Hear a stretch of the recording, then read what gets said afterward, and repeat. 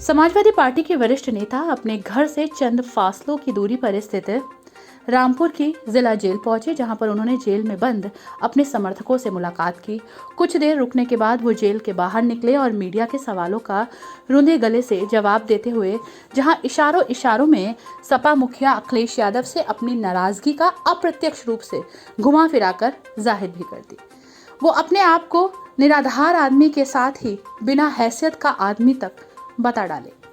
जी हाँ, उन्होंने कहा कि मैं तो खुद ही निराधार हूँ, मेरा खुद ही कोई आधार नहीं है, तो मैं क्या करूँगा। इन सब के बीच उन्होंने अदालत का भी एक बार फिर से शुक्रिया अदा किया और क्या कुछ कहा आजम खान ने, आइए आपको दिखाते हैं। पूरे देश की जाने की क्या तैयारी है सर? आज हमें पूरे देश की निगाह आपके ऊपर है कि कल सदन में जाएंगे या नहीं जाएंगे। बजट सत्र है। सदस्य तो मैं लोकसभा का भी था और जिन हालात में मैंने चुनाव जीता था आप जानते हैं, सरकार, प्रशासन, पुलिस, तो सब था।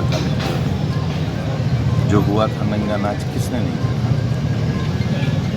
हाँ, बस इतना हुआ, 3.5 लाख की भी 1.5 लाख रह गई। मैं तो तकरीबन 3-3.5 साल में मैं पार्लियामेंट रहा, जिनमें 2 साल में जेल में था, लेकिन मुझे रहने के लिए आवाज़ नहीं दिया गया था। आज़ाद हिंदुस्तान का ये भी इकलौता इतिहास होगा। अब विधानसभा मेरे लिए कोई नई जगह नहीं है।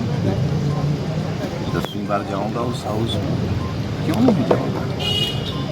मैं चुना गया हूँ, क्यों नहीं जाऊंगा?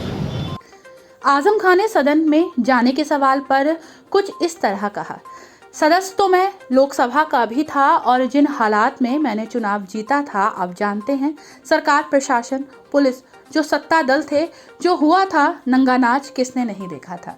हाँ, बस इतना हुआ, 3.5 साल की लीड 1.5 साल की हुई। 3-3.5 साल मेंबर ऑफ पार्लियामेंट रहा और इन 2 साल में जेल में था, लेकिन मुझे रहने के लिए आवाज़ तक नहीं दिया गया। आज़ाद हिंदुस्तान का ये भी एक इकलौता इतिहास है।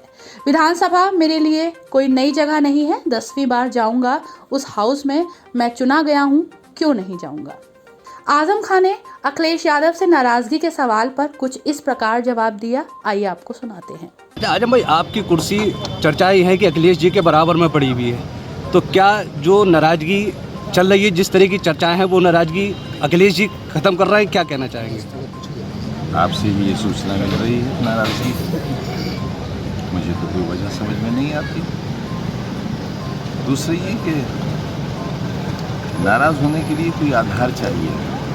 मैं खुद ही निराधार हूँ, तो आधार कहाँ से आएगा? मेरा अपना ही कौन सा आधार है? गरीब आदमी, गली में रहने वाला। हाँ, एक खता हुई थी, बच्चों के हाथ में कलम देना चाहा था और चाहा है, वो मिशन आज भी जिंदा है।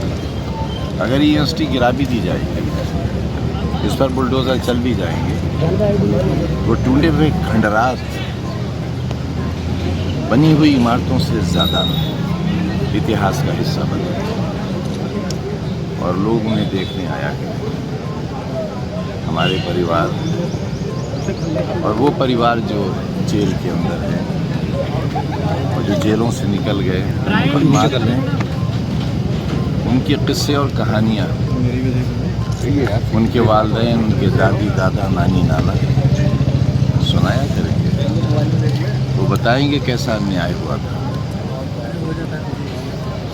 हमारे किस्से सुनाए जाएंगे, हम पर हुए जुल्म की कहानियाँ सुनाई जाएंगी। क्यों भाई, क्या उसे भुला दोगे?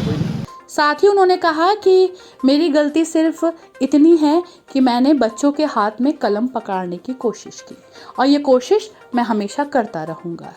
अगर इस यूनिवर्सिटी को तबाह भी कर दिया जाएगा, तोड़ भी दिया जाएगा, तो भी ये इतिहास की सौगात होगी।